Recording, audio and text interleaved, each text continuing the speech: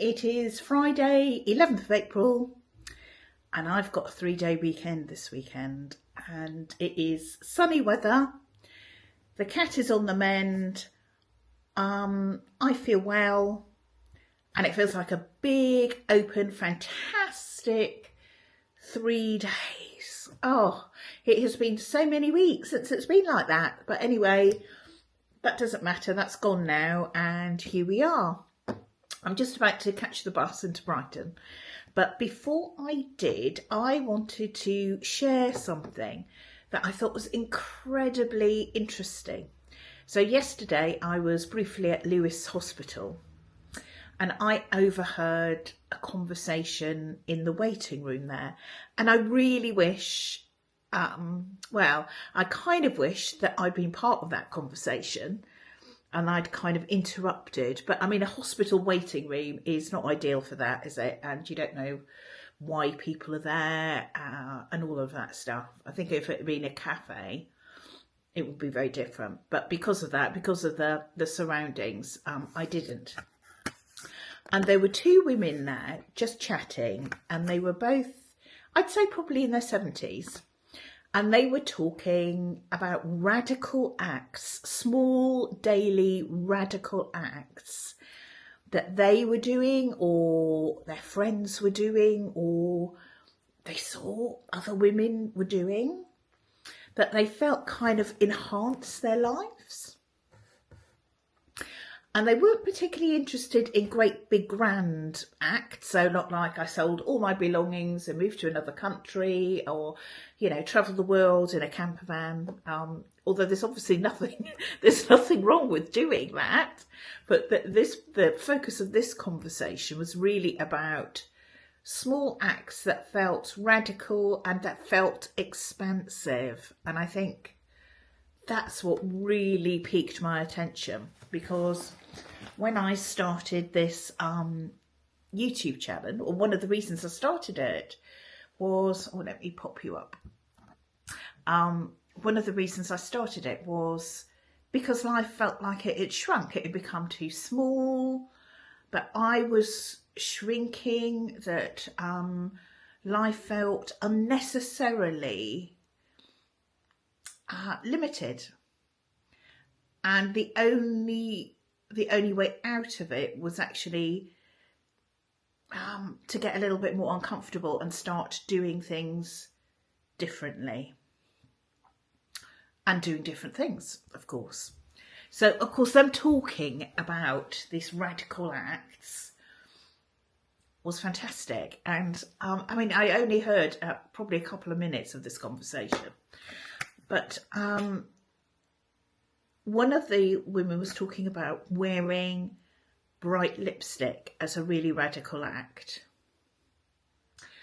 And she was talking that she'd bought a bright coral lipstick and she started wearing it. And how kind of powerful she felt when she had it on, how buoyed up, how much more visible. And she said that she knew that some of her friends were rather disapproving of this and had made a few comments, but she was sticking to her guns because it made her feel so great. And I thought, God, isn't that awful? You know, somebody wears a different lipstick. You kind of tell them that it's wrong, or, well, yeah, I mean, why do that? But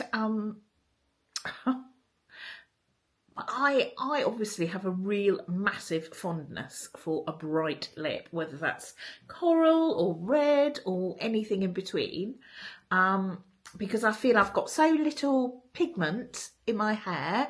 I think you lose that kind of dewiness of your skin as you get older. And I feel then that bright lip is just, it really perks me up. It makes me feel more like me and whatever. So I think no matter if it doesn't suit me or what other people think, I will be sticking to my bright lip, I suspect, for all of the days.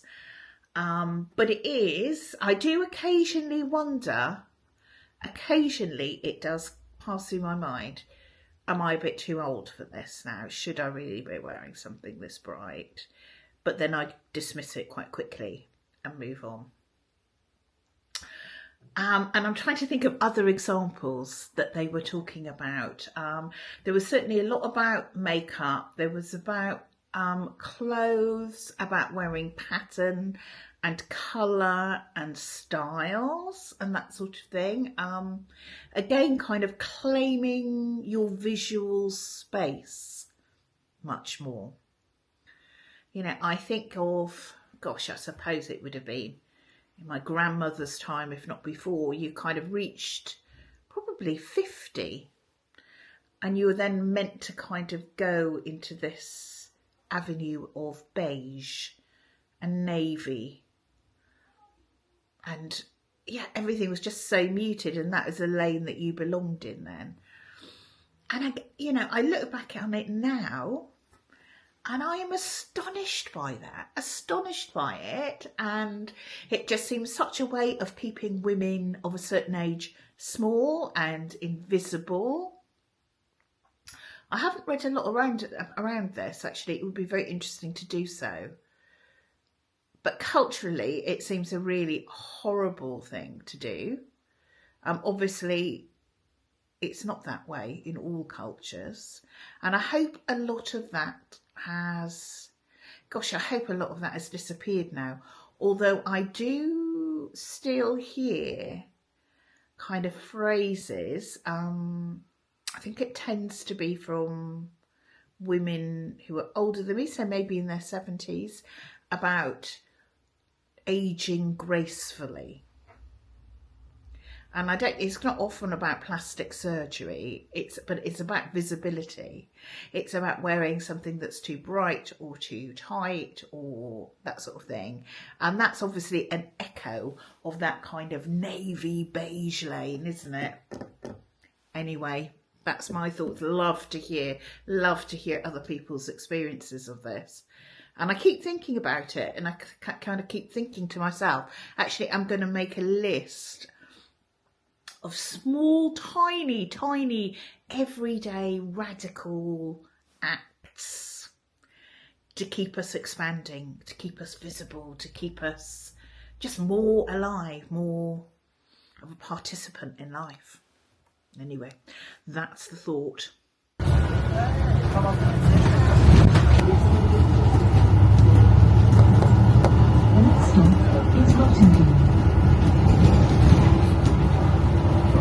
And bargain of the day is these king strawberries from Marks and Spencer's. Yes, they were a yellow sticker. I think it's £2.10, reduced from £5. But look at the size of these strawberries. They are huge. Good morning. It is Saturday morning now. I did go into Brighton yesterday. I think I shot some footage of the trip in, and then I ended up doing loads and loads of chores. Went food shopping and that sort of thing. So not much footage to share from that, or nothing. It's just not exciting, is it? It's not exciting. Although I did see the most fabulous woman when I was out. She said she was in her late 70s, and she had this very vivid red hair, which was sort of piled up. And the other thing I really noticed about her was she had these big sort of, I suppose, 80s diamante earrings. And she was just sat outside a cafe, just enjoying watching people. And I had to go up to her and tell her how amazing she looked. Again, more on the theme, isn't it, of visibility and that sort of thing. Yeah, how amazing she looked. Because I know when people have occasionally said to me, oh, I really like your look, or I like your glasses, or whatever, it's made quite a big difference to me. So if I see somebody like that, even though it feels a little uncomfortable to go, oh, I just wanted to tell you how I think you look fabulous, how important it is to do that. Yeah, how important. So that was yesterday. By the time I got back with all the food shopping and everything, I was completely overheated, over hungry, definitely in the hangry zone. And then had a very quiet evening, really, really quiet evening, just watching a bit of YouTube and TV. So today, Saturday morning, and I'm going into Seaford today. Seaford's a small town. It's sort of in between. It's in between New Haven on the way to Eastbourne. So I may, yeah, I'll see. I've only been to Seaford maybe 2 or 3 times. I don't know quite what to say. It's got a lovely beach, a really lovely beach, pebbly, but very kind of quiet and family. And that's somewhere I like to go swimming in the summer. But as the water is still only about 10 degrees. No sea swimming for me yet. So, yeah, I'm going to go and have a look around Seaford and then maybe, yeah, just see what happens from there. So I shall take you with me.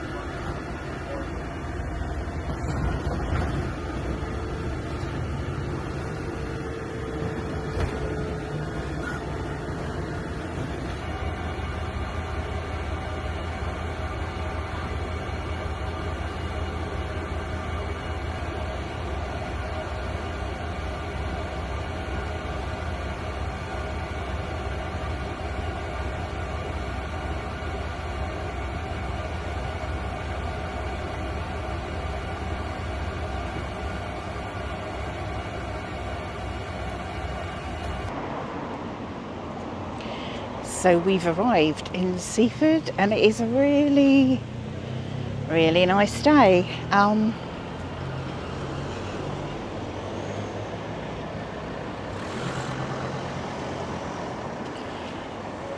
I think what I'm going to do is look at some of the charity shops.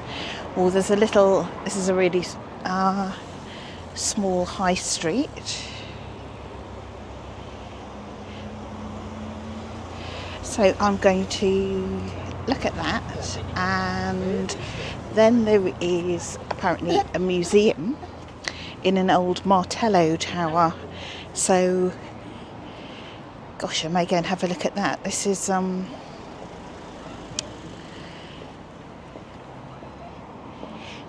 definitely pushing me outside of my comfort zone, because actually it's quite a busy little high street and I feel really self-conscious filming. But we've got to keep going.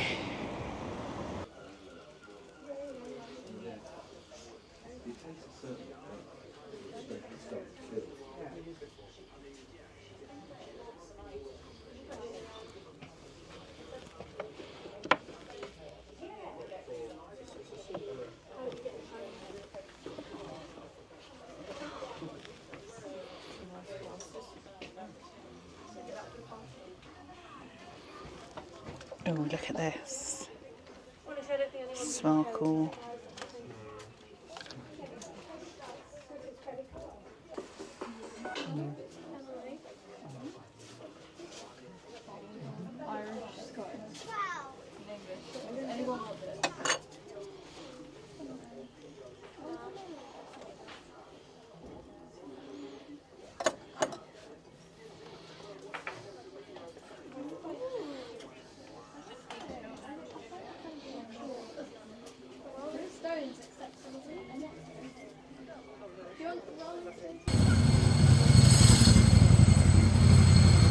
Gosh, for a small high street, it's really busy. It's good to see, isn't it? Ooh. It's another charity shop.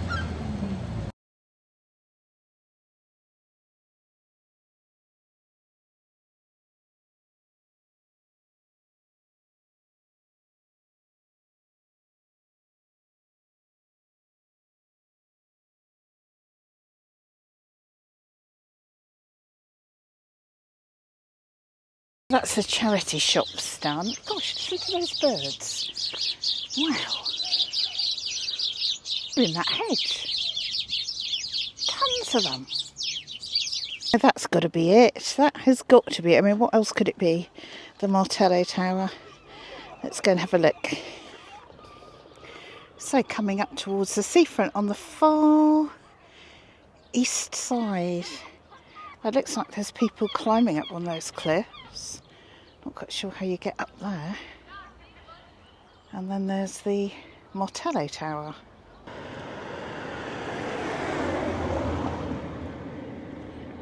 Here we go. Seaford Beach.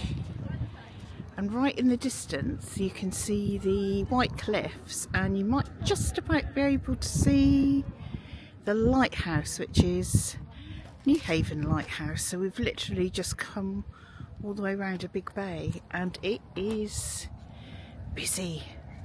People are promenading. Ooh, the tower.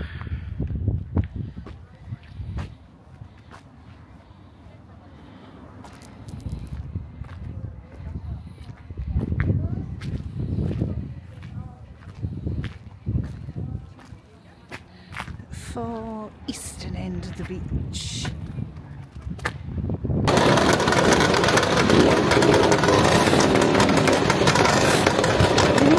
Lots are in town.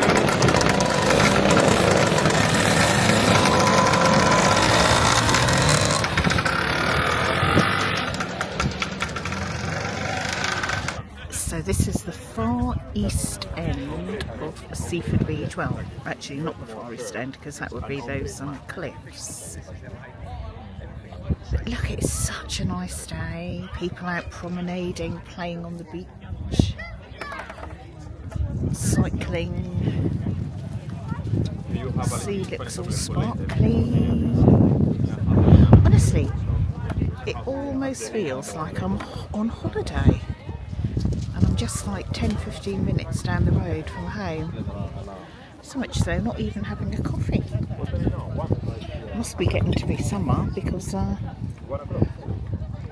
the San Pellegrino. Okay, so this is definitely the museum.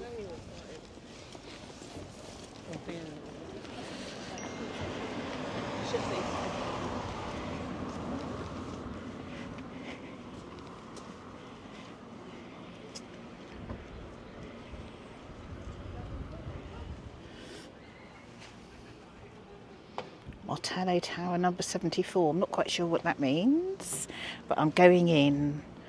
I'm definitely going to the museum.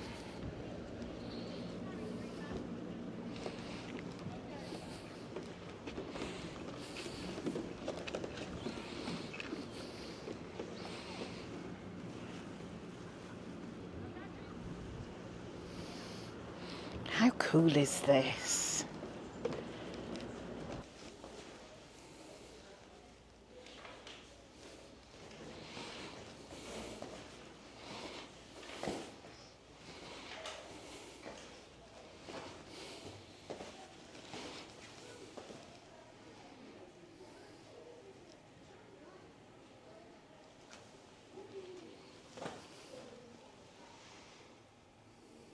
Oh, and we're going into an old shop now with the obligatory creepy models.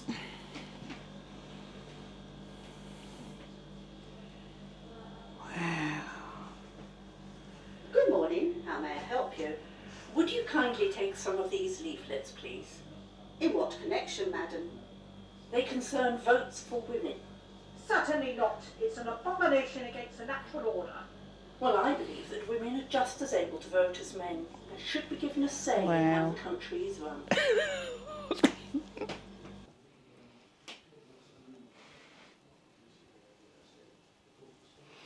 Wow, so you can get,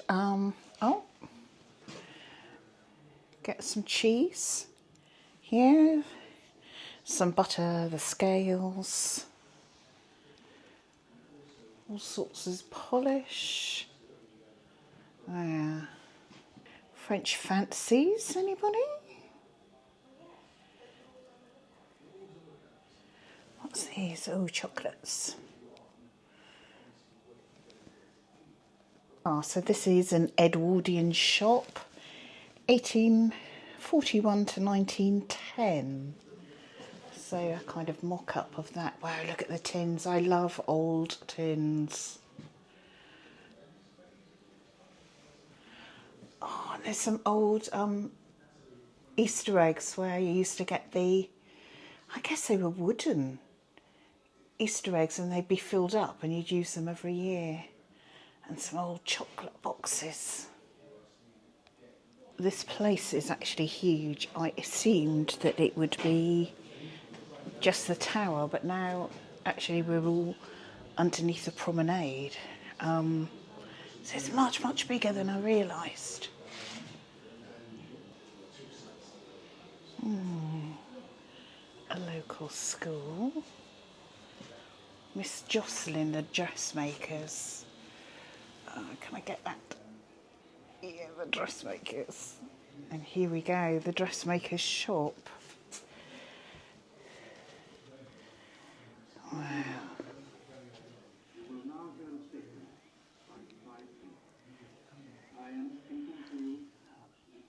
Wow, look at that cape.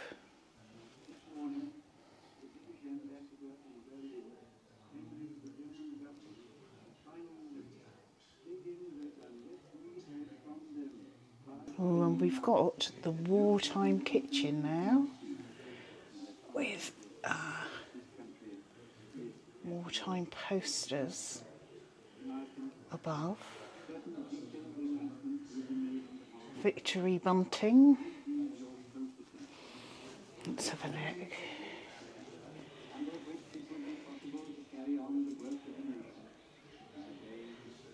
Goodness.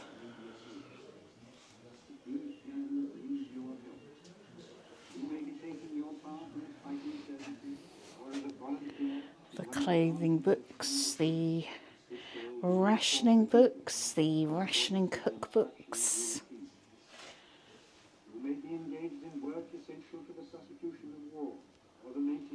The hearth and the mantle.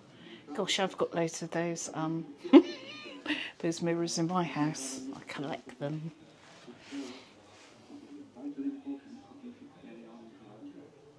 And just like that, we're at the old cinema, the Empire. Oh, these are great, all these little room sets. Wow. Look at these controls. Projector. Stage light dimmer controls. Wow. Fair enough. And the big projector. Of all creepy models watching the cinema. So here we have the metal air raid shelter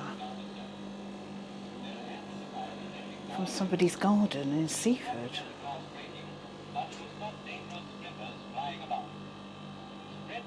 imagine crouching in this. Let's go right in. A well-filled bookcase placed before a window gives good protection against blast and bomb splinters. Rig up one room in your house as a refuge room, a small room, and give it all the Nice protection. promotional film then. A coal cellar is a good refuge. About what to do to make yourself a little bomb shelter and where the best places were to shelter. Not only to save your own life. Oh, look at these lovely old toys. Oh gosh, yes. And they'll carry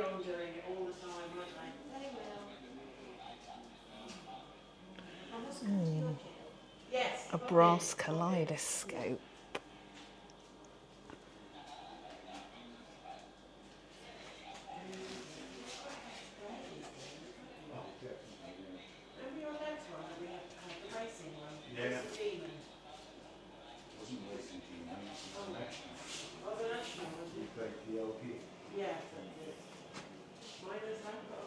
Needle painting, goodness. Some old samplers.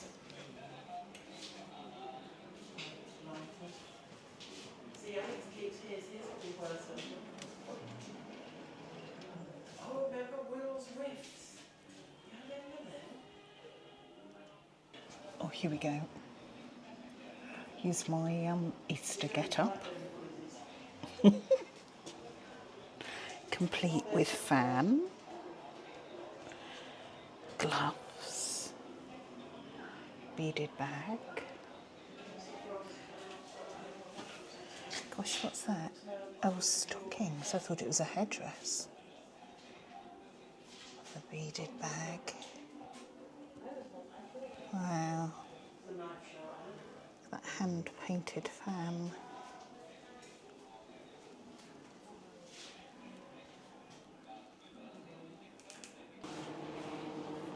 And on the way back up now, there's just too much to film. There's an enormous amount in here. But it's got an amazing viewing platform upstairs, so... Oh, gosh, that made me jump. It's all these movement activated models. Made me jump out of my skin.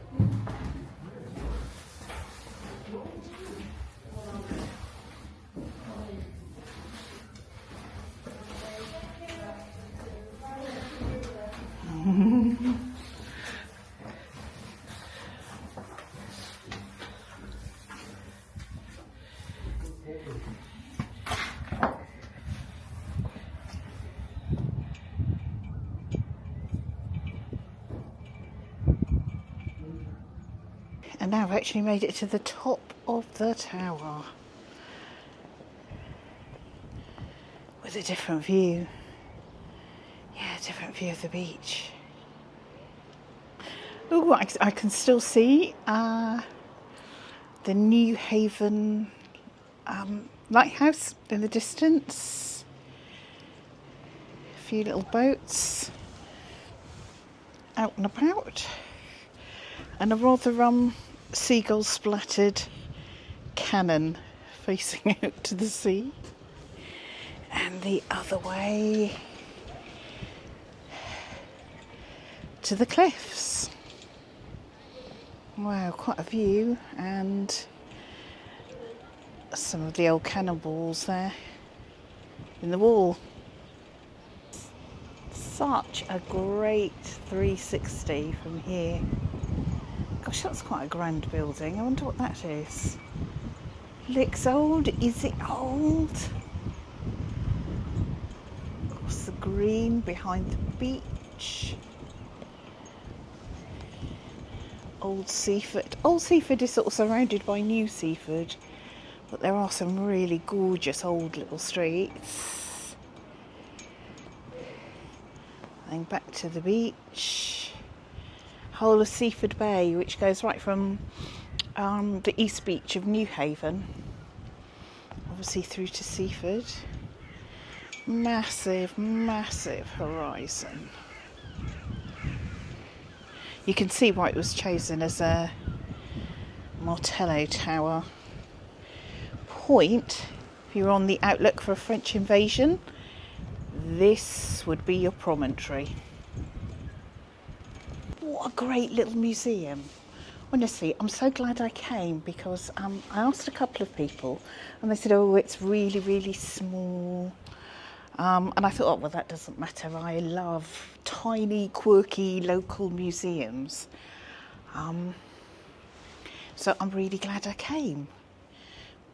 Otherwise I would have, missed out on it. And it's such a fun place. It's absolutely ram-packed with artefacts. I mean, you can't get near it. I mean, it's just like completely overwhelming, and it's only £5 to get in. Absolutely brilliant.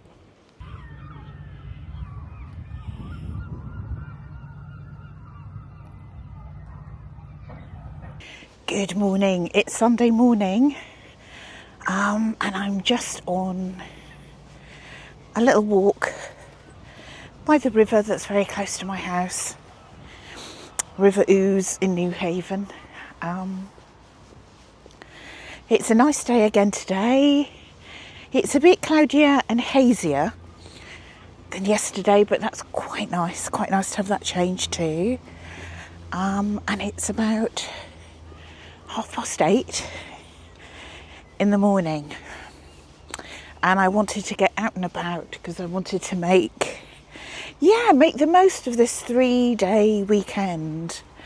I did kind of have thoughts this morning, actually, maybe I should be doing this and that in the house, you know.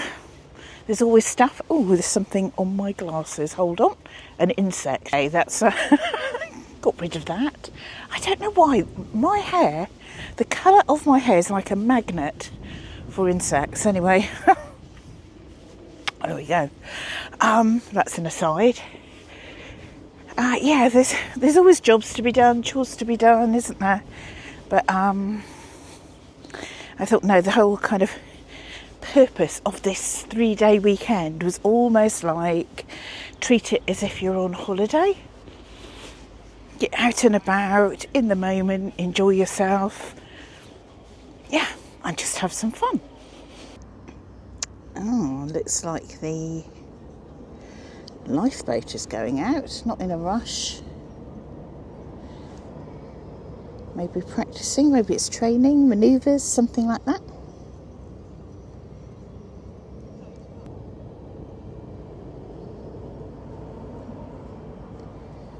Oh yes, heading out now, heading out to sea by the look of it.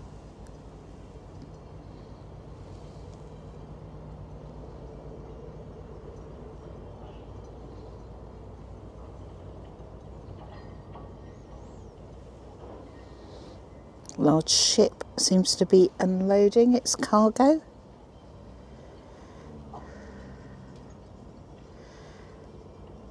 Right at the end of the port.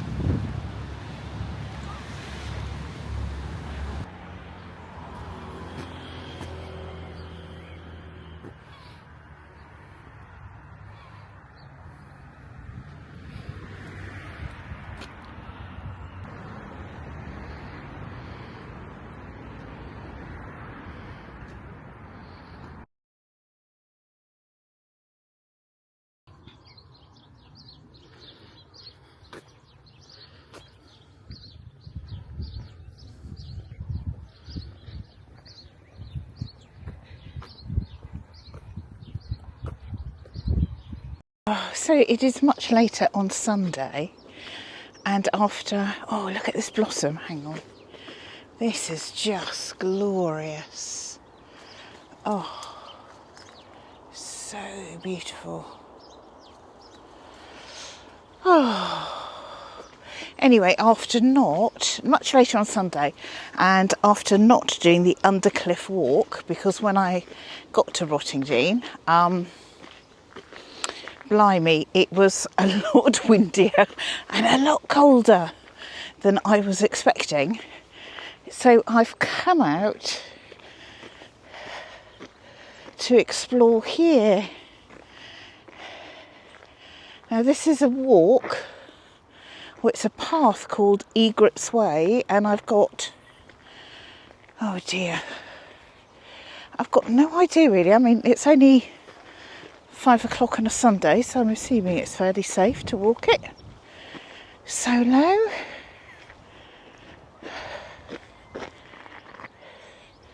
But I think part of the walk is just, which way to go. Of course, there's no signs. I think I'll just go straight on. I think part of it is slightly away from the river, and then it goes right next to the River Ouse. So, yeah, let's see. This is only about, I'm supposed to get to this point, probably about a 15-minute walk from my house. So, if this turns out nice, a nice walk, gosh, what a bonus that will be. It's interesting, isn't it? When you move to a new place that you don't know very well, and let's be honest, it's a long, long time since I did that. It was probably the move from London to Brighton, which was nearly 28 years ago. It was the last time I did it before this move. It's like there are all these hidden bits. But if you're not embedded in the community, so people aren't telling you about them, you have to kind of research them, and you have to be willing to go out and seek them out, don't you? You don't, like this, even though it's only 15-20 minutes walk from my house, there's no way I was going to stumble across this. This was a decision. It's these little decisions, isn't it, that make our lives bigger. Now, if you can see in between the trees, but some wild bluebells. Those are the first wild bluebells I've seen. And I am not the only mad person. So there is a lady walking her dog ahead. Now, where does that go? I wonder where that leads. Why'd you pop back on the road from there? Oh, anyway, let's carry on. Well, we look at this.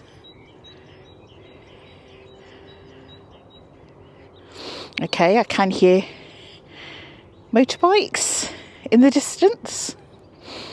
And traffic, a hum of traffic. But there's also all this gorgeousness.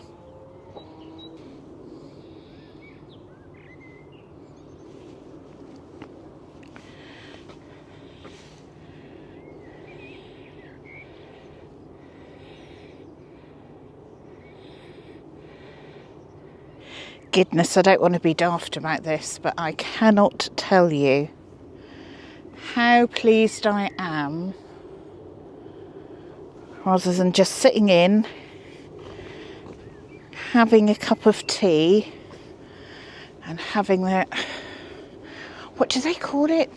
The Sunday, no, not the scary Sundays, I can't remember what it's called now, but having that Sunday night feeling, basically, starting at 5 o'clock. Instead, I'm out here feeling grateful, hearing the birds, and I know it all sounds probably, goodness, a bit mad and ridiculous, but it just makes me feel lucky.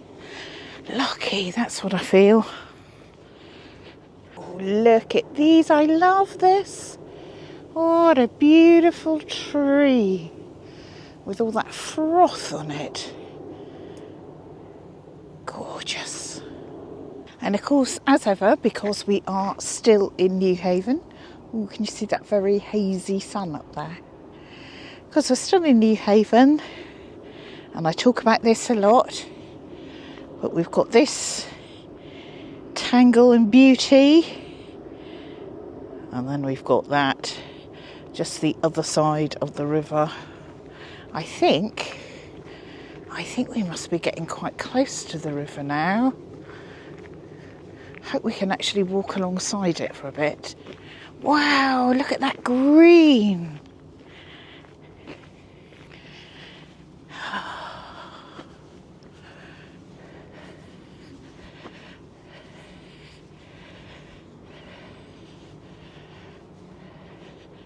So we've made it right to the river now. Look at that field. Wow, it's like, is it yellow? Is it lime green? It certainly pops.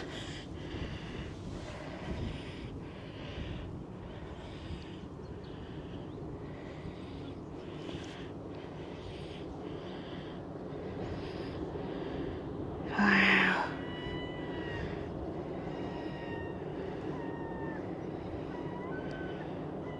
Oh, look at all these yellow flowers. I will have to lick them up. I don't know what they are, but they are a gorgeous pop of yellow. Look how dry this path is. Can you see all the massive cracks?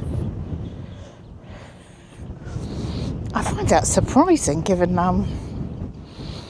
we did not have a warm... Well, it was warm actually. It was a warm March, but it definitely wasn't dry.